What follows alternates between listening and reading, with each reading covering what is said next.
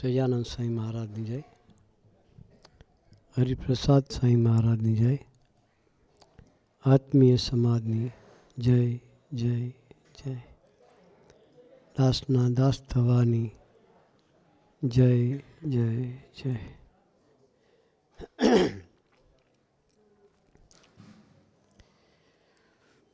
નવી પારડી ઝોન શું નામ છે અત્યારે?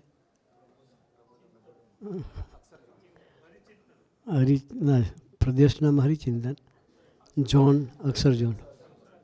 અક્ષર ઝોન સરગઢ.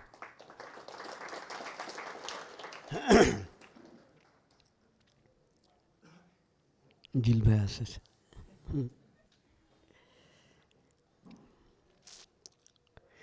બહુ વખતે તમારા બધાને દર્શન કરી આનંદ થયો.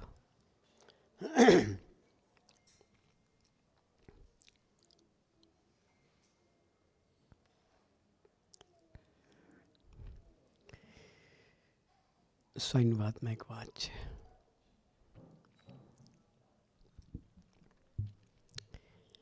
આ જીવ સાધન તે શું કરશે? આ જીવ સાધન તે શું કરશે? આપણે બધા ખેડૂત છીએ એટલે વાતને સમજ પડે એ વાત આગળ કરી. જેમ કોષ જોડીને વાડી કરવી તેમાં ઘણો દાખલો. બધા કોષ રહ્યા જ નથી. આમાંથી કોણે કોષ જોયા છે? આંગળી ઊંચી કરે. કોષ જોયા હોય બસ 2-3 જણા છે, પાછળ 2-3 જણા, બાકી કોઈ કોષ જોયો જ નથી એમને. કૂવામાંથી પાણી કાઢવાનું ચામડાનું મસક જેવું હોય, બરાબર બાપુજી? બળદથી કૂવામાં ઉતારે ને દોરડું બાંધેલું હોય એની સાથે કૂવામાં જાય, પછી પાણી ભરાય, પછી પાછા બળદને હાંકે એટલે કોષ બહાર આવે કૂવામાંથી. આગળ થારો હોય એમાં પાણી ઠલવાય અને એ પછી ધારિયાથી ખેતરમાં જાય, બરાબર બાપુજી?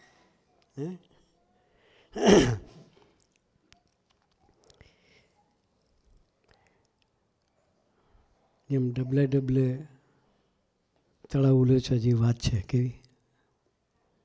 ડબલે તળાવ ઉલેચીએ એ રીતે ખેતરને તમે ખેતી કરો તો ક્યારે 1 વીઘું પીરે? બહુ તો 4-5 વીઘા ખેતી થાય. કેટલી થાય? કોષ જોડીને વધારે ના થાય. અત્યારે તો બટન દબાવો, મોટર ચાલુ થાય, પાણી બહાર આવે, એ આપણું જવાન ના રહે. બસ ખાલી ધારિયા પર ઊભા રહેવાનું. પેલામાં તો કોષ હાંકનો જુદો હોય, પાણી વારવાનો જુદો હોય. એ કોષ જોડી વાળી કરીને કેટલો દાખલો પડે?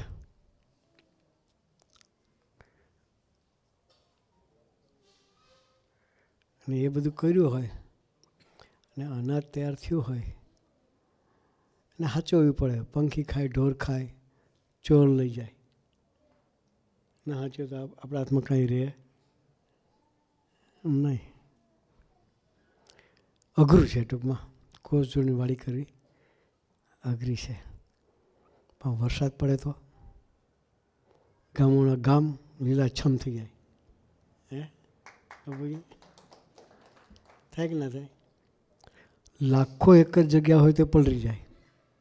અડધો કલાક દાબીને વરસાદ પડે, મુસળધાર, શું કહે? ખંડાધાર કે મુસળધાર કે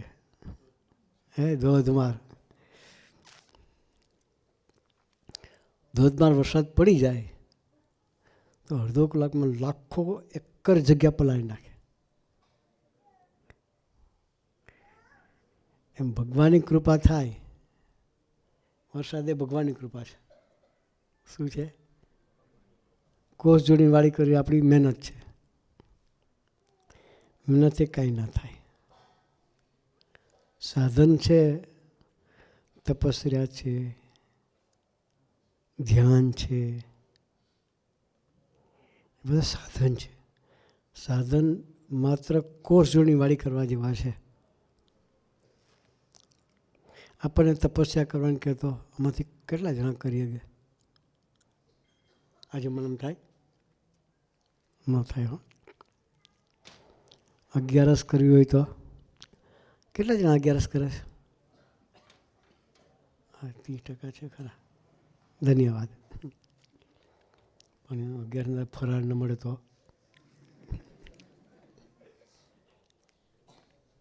મજા ના 11ની. ને 11નો આગલો દાડો હોય ને, દસમ, દોઢું ખાઈએ. હા, કેમ તો કે કાલે 11 છે. કાલે 11 છે. સંસ્થાન મજબૂત કરી દઈએ યુદ્ધ કરવા માટે.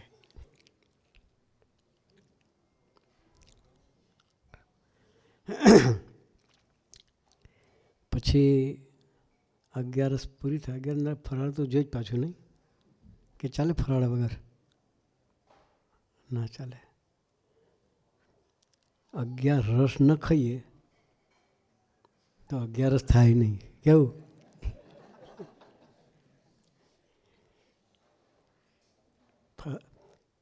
જનરલ રેગ્યુલર આપણે જમતા હોય એના કરતાં 11ની આઈટમો ઘણી ઝાઝી હોય. હા, ઘણી જગ્યાએ જઈએ ને તે આઈટમો ગણીએ અમે. હું કહું 11 છે કે 12 છે? 12 કરતાં ડબલ હોય. 11માં 12 કરતાં 11ની આઈટમો ડબલ હોય. અત્યારે તો ફરાળી પીઝા મળે. એટલે ફરાળી પીઝા હોય, ફરાળી પીઝા, ફરાળી ગોટા, ફરાળી રોટલી, ફરાળી પાપડી બી ફરાળી બને. શેકીને ખાવાની પાપડી પણ ફરાળી હોય. બાકી ત્યાં તો કેટલી જાતના જ્યુસ ને મિલ્કશેક ને બધું મળે. ત્યારે તો વેફર બી 17 જાતની મળતી હશે.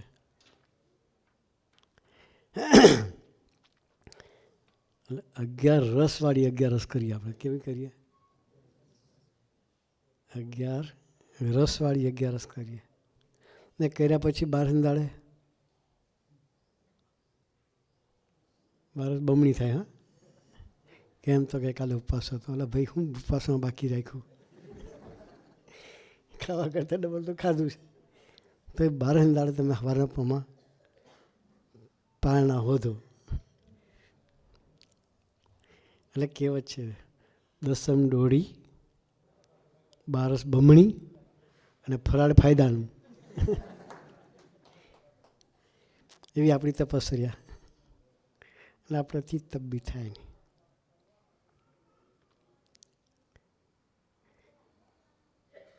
તો યજ્ઞ થાય મોંઘવારીમાં? યજ્ઞ ન થાય. દાન થાય? એ ન થાય. એટલે કોઈ સાધન આપણી થાય એવું નથી. પણ ભગવાને કરુણા કરી આપણી પર. મફતમાં મોજ આપી છે. ભગવાન જાણે કે આ લોકોથી કશું થાય એવું નથી. જીવની જીવદશા જાણે ભગવાન. એટલે એને કરુણા વરસાવી. અને સસ્તો સત્સંગ મૂક્યો. કેવો? કેવો સત્સંગ? સસ્તો. ને કલ્યાણ મફતમાં આપ્યું. અઠવાડિયે કલાક, 1.5 કલાક સત્સંગ કરીએ. કેટલો? કેટલી સભા ચાલે તમારી જીલભાઈ? 1.5-2 કલાક? કલાક 1.25 કલાક. સંતો અત્યારે 2 કલાક થઈ જાય નહીં? બાકી 1 કલાક 1.25 કલાક. બરાબર ને? હે, અઠવાડિયે કરો કે રોજ કરો?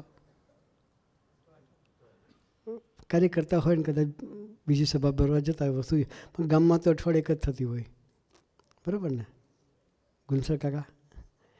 અઠવાડિયે 1 વખત. બરાબર. ગુલશન કાકા લોકોને 365 દિવસ સભા ચાલે.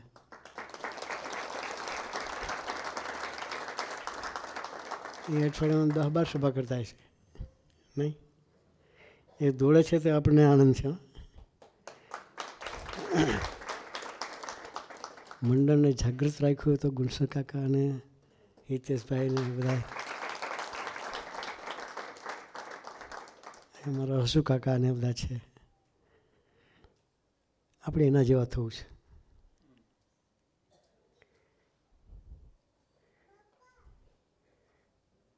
એના જીવનમાં ધમધન મુક્ત સિવાય કંઈ નથી. હસુ કાકાએ પ્રાર્થના જ કરી. અત્યારે હરપી રહ્યા પ્રાર્થના કરી. પછી તમારા ભક્તિ સિવાય કોઈ વસ્તુ રાખવી નથી. બે દીકરાએ કહ્યું, મને બેઠા છે આગળ, કે બસ સ્વામીજીને રાજી કરવા સિવાય કંઈ જોઈતું નથી. કેવી ભાવના છે, કેવો સમાજ સ્વામીજી આપણને આપ્યો છે. એ સમાજની વચ્ચે રહેવાનું મળ્યું એટલે આપણે ખૂબ નસીબદાર છીએ.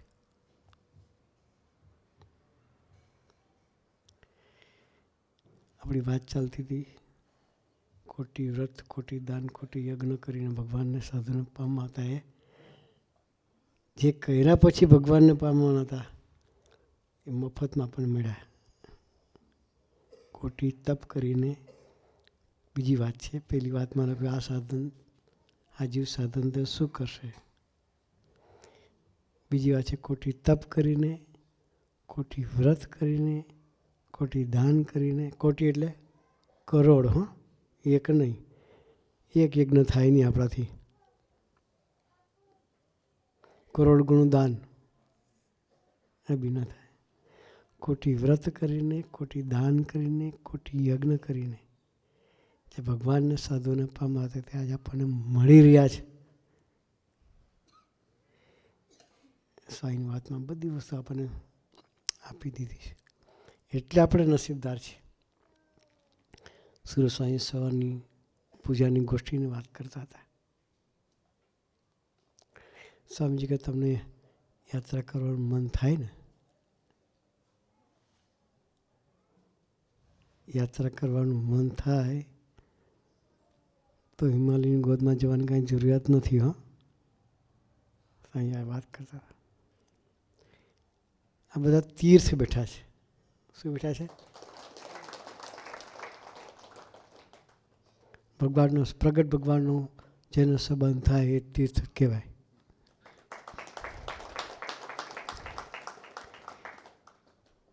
જગત આખું સાધના કરે છે ભગવાનને મેળવવા માટે. શેના માટે સાધના કરે છે? ભગવાનને મેળવવા માટે તપસ્યા કરે છે. હિમાલયમાં તો તપ કરવા છતાં એને ભગવાનની પ્રાપ્તિ નથી. આપણે કોઈ તપ કર્યું? કોઈ નહીં કર્યું. આપણે તપ નહીં કર્યું તો સ્વામીજી મફતમાં મળ્યા. પોતાના ગણ્યા. આપણું ઘર પોતાનું ગણ્યું અને આપણને તીર્થત્વ આપ્યું સ્વામીજીએ. એના સંબંધે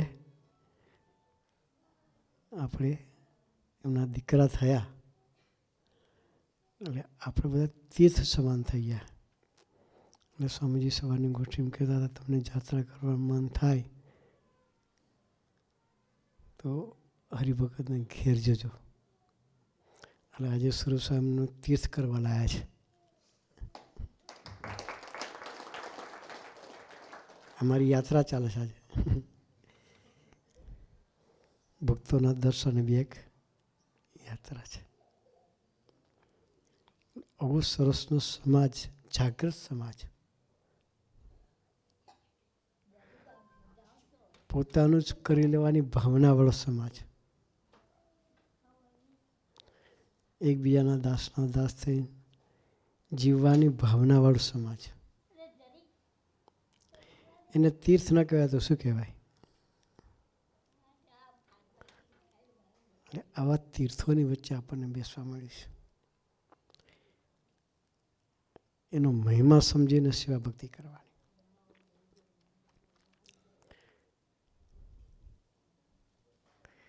કાલે ઉમરા વાત કરી હતી. ઉમરા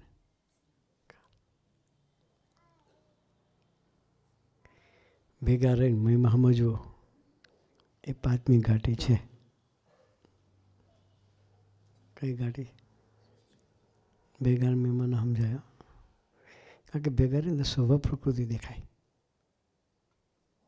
શું દેખાય? તમારો કોઈનો સ્વભાવ અમને ન દેખાય. અમે હાથે છીએ ને એ બધાનો સ્વભાવ દેખાય અમને. સુરુ સાંઈ તો કે આવા, સંબંધ સ્વામી તો કે આવા, નિમિત્ત સાંઈ તો કે આવા. એ અમે અંદર અંદરનો સ્વભાવ દેખાય, તમારો ના દેખાય. કહેવત છે ને, ડુંગર દૂરથી રળિયામણા. પણ ડુંગર ઉપર જાય તો કોઈ વસ્તુ આપણને ગમે નહીં. હા, પથરા પગ છોલી નાખે. ઉપર ચડીએ તો લોકો ચડ્યા કે ડુંગર કોઈ દાડા? હે, જવાનું ગોગદા આઉટિંગ માટે જવાનું, ડુંગર ચડવાનો. પેલે ઉડન ખટોલામાં નહીં, જાતે ચડવાનું. તો ખબર પડે કેટલો રળિયામણું છે એમ.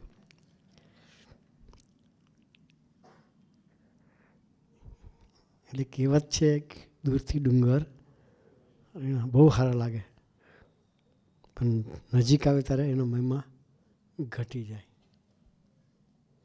આપણે એ વાક્યને ખોટું પાડવું છે.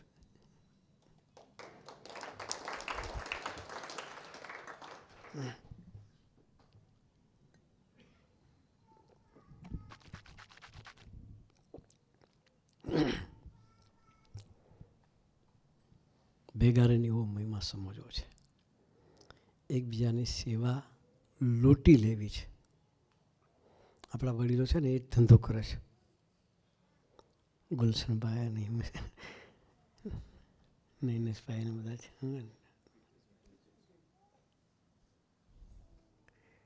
આપણી પાસે આવી, આપણી સેવા કરી ને આપણું પુલ લઈને જતા રહે છે.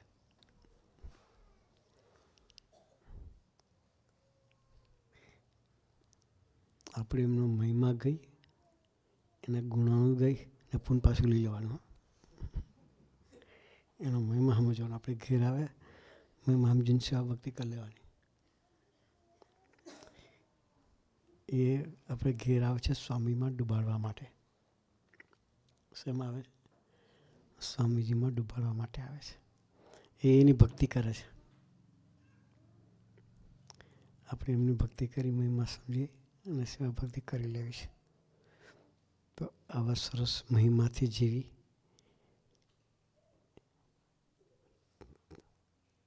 અને